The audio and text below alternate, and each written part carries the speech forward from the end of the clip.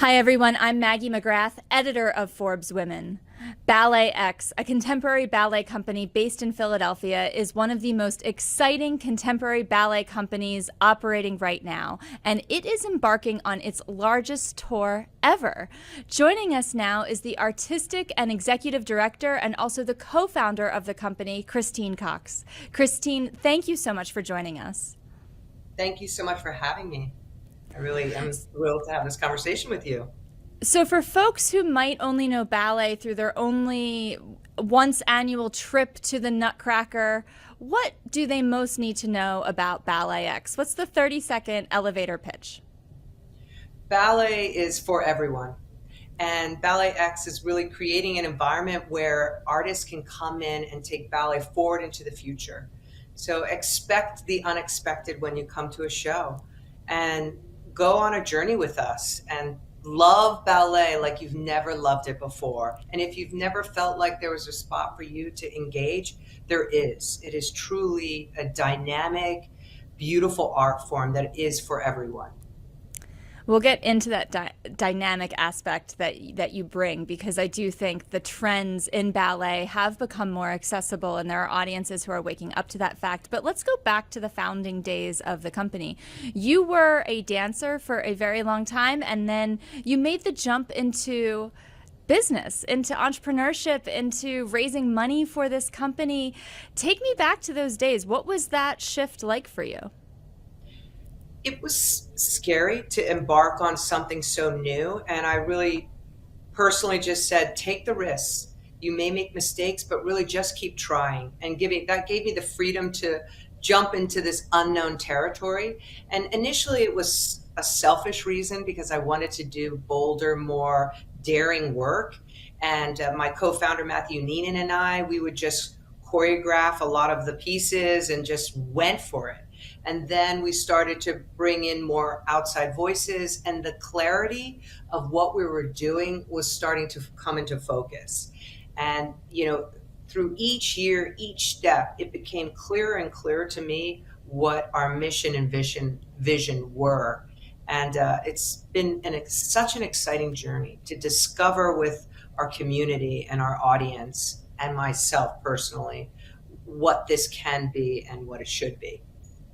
I heard you say on a dance podcast that there is no school for choreography or for starting a company. And as someone who grew up in dance studios, I can attest. We're learning how to do pirouettes and jetés. There's no side session in those lessons about starting a company. How did you learn, and what has been the biggest learning in your journey as founder or co-founder and executive director? It's really that sense of the roots, grounding. I remember the first day at the PO box getting a check-in and someone donating $100 or donating, and then I would call them in the post office and thank them. And so that sense of gratitude, nonprofits, people don't have to give you their support. They're doing it because they love what you're doing. So making sure that the vision is about love and connection to the community, and that it really does impact people. And so I've loved this journey of discovering that and keeping that, for me, that gratitude from the very beginning. I want to surprise someone who gives a $50 donation. Hi, thank you so much for your support. Because there are the folks making it happen. Without them, we can't do this. So that's been a lot. And then building a team, building a company with the same vision and values that I want for our community, which is like, it starts with excellence, hard work, integrity, gratitude's right in there, things that are really important to me as a person. Talking about the donors, you received a record $7.4 million donation from Dr. Joan DeJean earlier this year, or late 2023. She passed away, and she was a big supporter of BalletX. Can you talk about this donation and what it means for the company? It's transformative. It gives us a platform to really dream about the next 20 years and to build upon that. And it won't set us, and we just sit back, and we have to dig deep because we do have plans for the future. We have an extraordinary strategic plan. We're in our second year of it.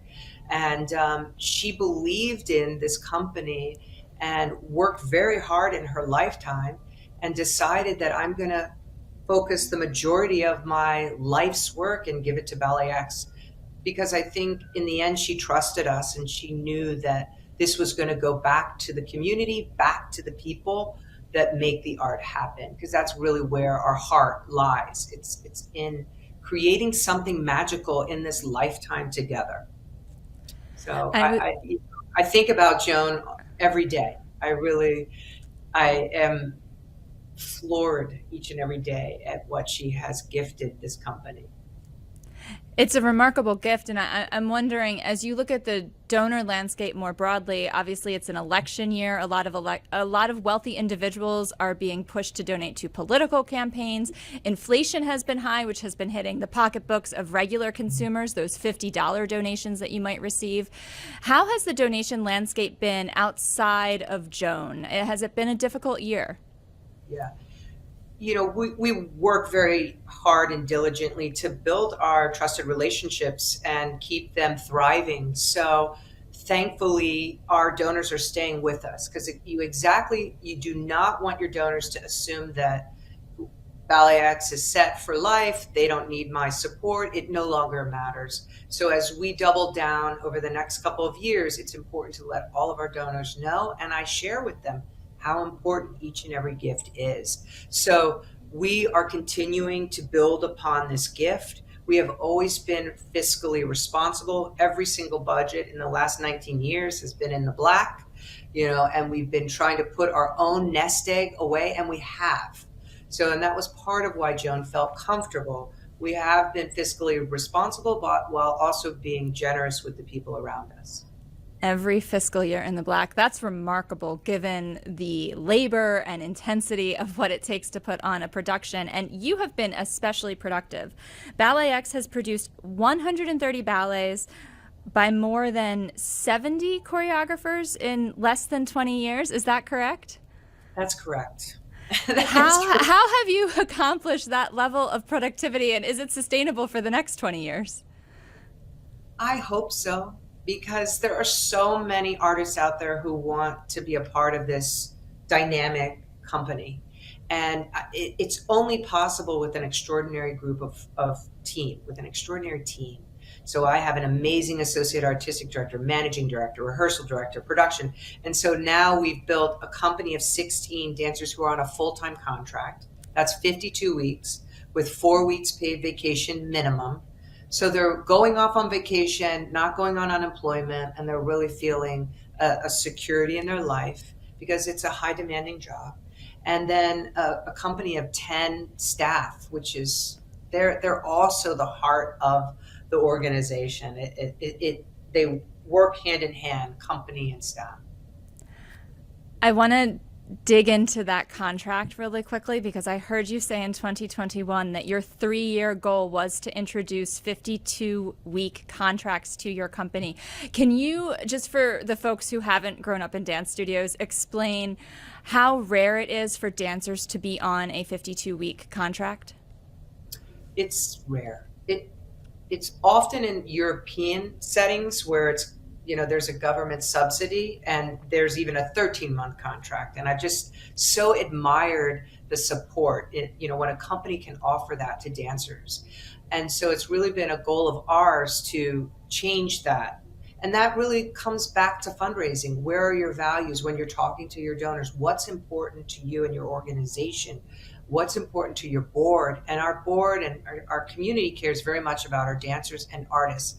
And I understand the value of art in communities. It really is the heart of humanity. It's not some token thing in our culture. Culture is art, it's sports, it's what makes us human, it's creativity. So changing the narrative in America about how we think about the arts.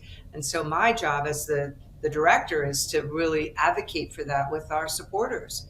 And, each and every person I'm talking to, bringing that forth. So when I was dancing and I had a 20-year career, money just wasn't something I worried about. I was worried. I was paycheck to paycheck.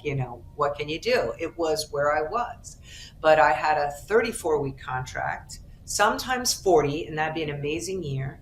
And you would end your Sunday matinee at an extraordinary theater, dancing to 2,000 patrons, and then you would go on unemployment when your contract would end, and that unemployment looks like your salary cut in half. Thank God for unemployment, because it made it all very possible. But that's the reality. No criticism there, because it's very difficult running a nonprofit. It's difficult to convince people that you should support the arts. Earned revenue just doesn't cover it. And if you start to raise ticket prices, you might make it less and less accessible for all Americans. So it's really, how do we value the arts in America is just, something, part of my job to advocate for that. It's an existential question, but I think one of the ways you are tapping into communities is by creating dynamic ballets, which we talked about a little earlier in the conversation. Let's dig into what exactly that looks like. How do you define a dynamic ballet? How are you finding the choreographers that you work with, and what are you looking for? Because again, I think ballet, if you just poll a random person on the street, they think tutus and point shoes and buns, and there are some tremendously innovative ballets that have come across stages. I think of Akram Khan's Giselle, which was workers on the front line, and the costumes were different. There wasn't a tutu in sight, and so that's just one example. But how do you define innovation in ballet? It's spotting the talent, the choreographers, building relationships with them, building a team that can create a space for them to feel vulnerable, for them to dream, building a conversation. So thankfully, there are so many extraordinary choreographers around the world. And as we've been here so many years, they start to go, wait a second, this company is the engine's still running. They're here for the long haul. And then you start to get all different types of choreographers at different stages of their development. So we've developed different programs, and we can go into that, but first and foremost, it's about seeing a spark of surprise when I'm looking at their work, kind of changing the perspective of ballet, seeing how, it can surprise me. And then, is there humor in it? Is it serious? Is it dark? Are they exploring classical ballet in a new way? So I'm just looking for voices that are willing to take some risks. And then we start building a relationship from there. And sometimes we bring a choreographer back 3-4 times. Sometimes we start a relationship and re-engage in a couple of years. It really is just about relationships. You said sometimes you bring them in. How often is it homegrown? How often is it a dancer in your own company starts choreographing on the side and you happen to see them kind of working on something in the corner and you say, hey, I like that? Yeah, it's starting to happen more and more, which is so thrilling. But I mean, the good news is this. We do have a homegrown choreographer. Her name is Kylie Kwan. She had created a duet for a gala that we had. We took the duet to the Vail Dance Festival, where Damien Wetzel was like, yes, let's bring this beautiful duet in. It's so much fun. And then from there, I commissioned her to make a piece during the pandemic that turned into a film because we couldn't perform in person. And long story short, 3 years later, she's about to premiere a work at New York City Ballet this fall. I mean, how extraordinary that the DNA of this organization is starting to go off and spread our passion for dance into other extraordinary dance companies. Mind-boggling, not New York City Ballet. I'm just so happy for her. So we hope to be a part of other stories like that with our dancers. And we're creating opportunities for them to choreograph this season. So we are loving this opportunity for them.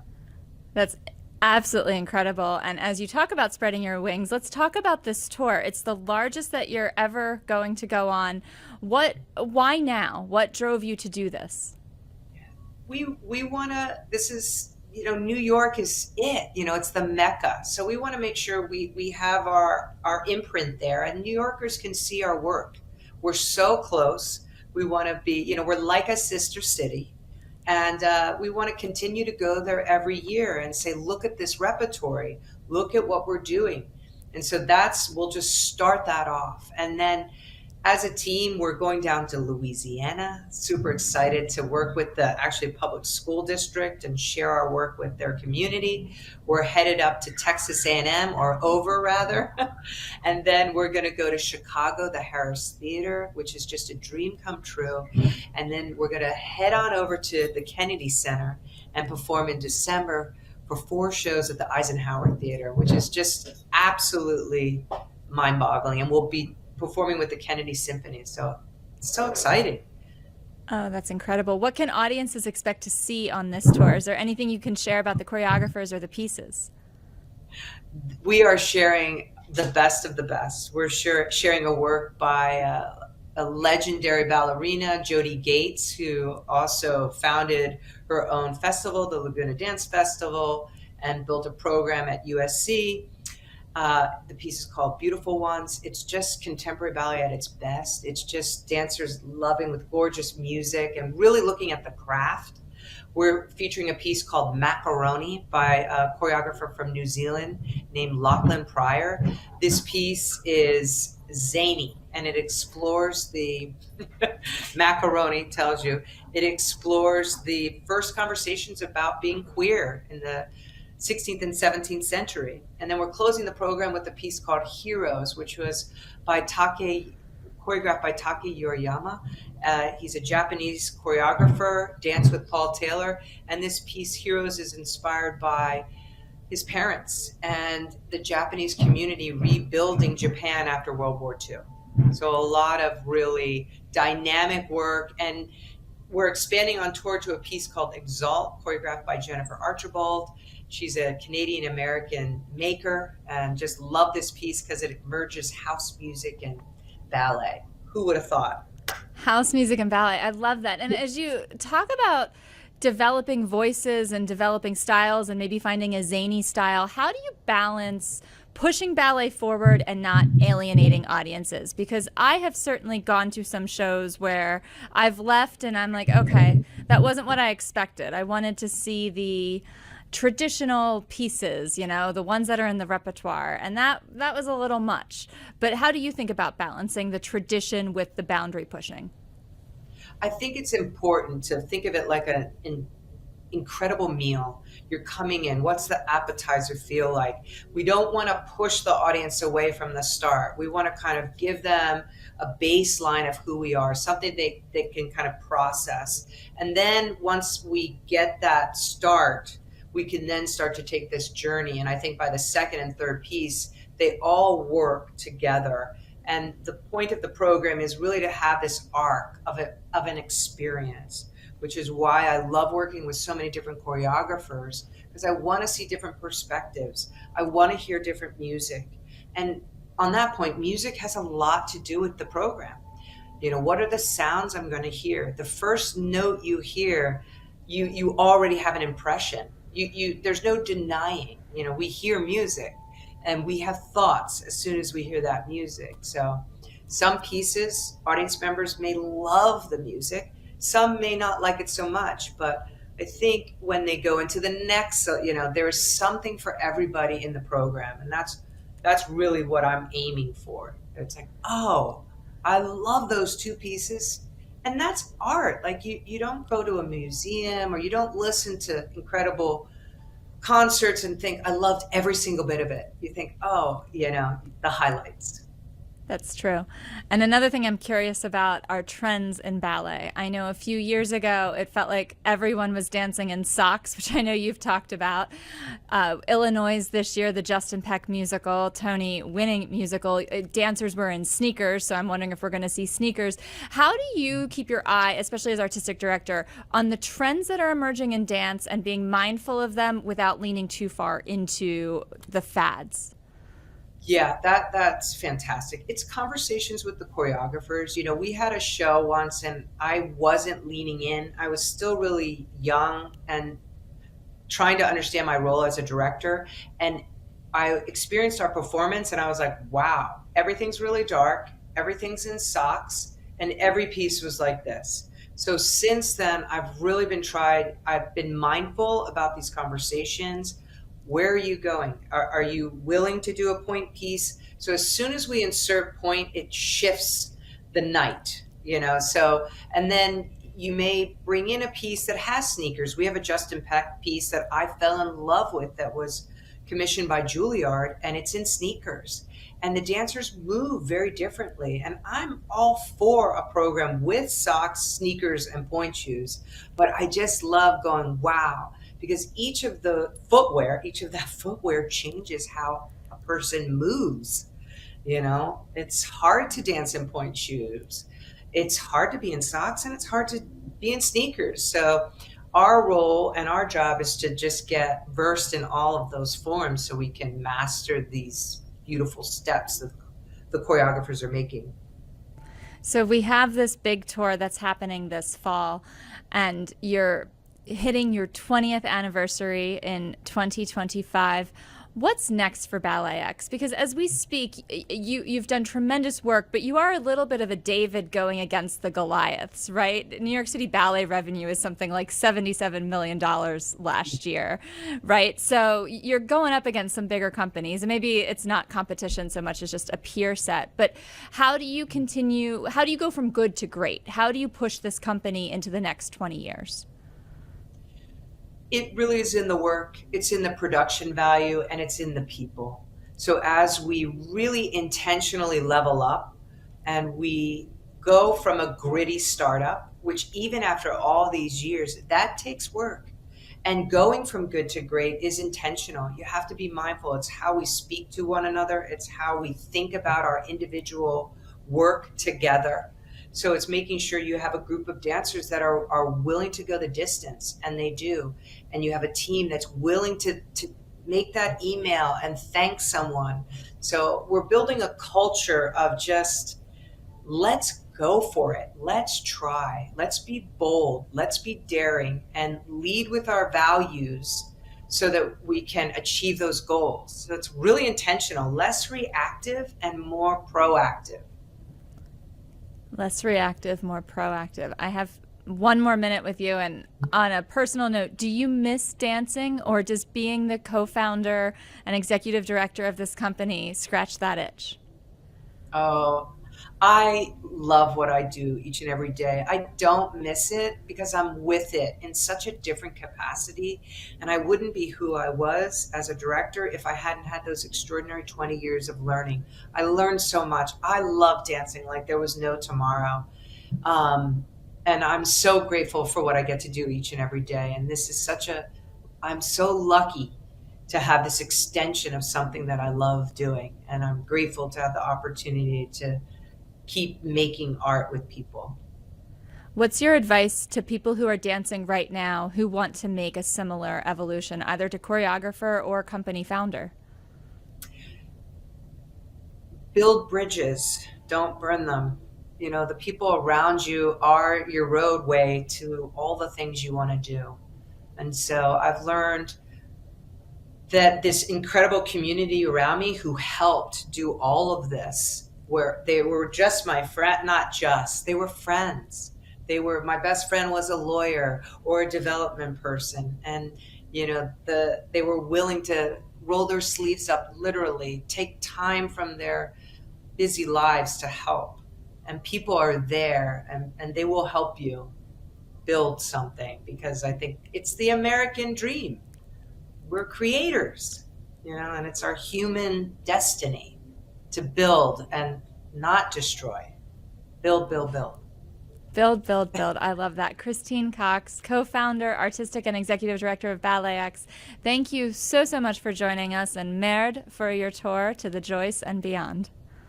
Merde, thank you so much.